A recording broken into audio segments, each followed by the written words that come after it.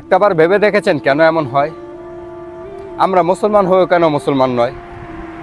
কারণ আমরা সুন্নত বলতে 4 বিয়েকে বুঝি, কিন্তু ইসলাম প্রতিষ্ঠিত করার জন্য যে দাঁত ভাঙা একটা সুন্নত, এটা ভুলে যাই। আমাদের মুসলমানের অধঃপতনের জন্য আমরা মুসলমানরাই দায়ী। একটাবার ভেবে দেখেছেন কেন এমন হয়? 317 জন নিয়ে প্রতিষ্ঠিত হওয়া ইসলাম এখন বিশ্বের দ্বিতীয় বৃহত্তম জনসংখ্যা।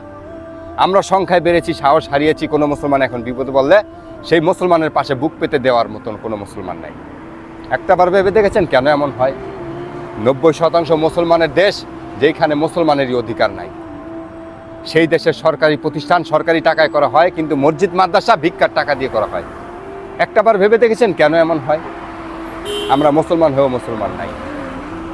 মসজিদ মাদ্রাসার বাচ্চাদেরকে কুরবানির পশুর চামড়ার টাকা দিয়ে তাদের পড়ানো হয়।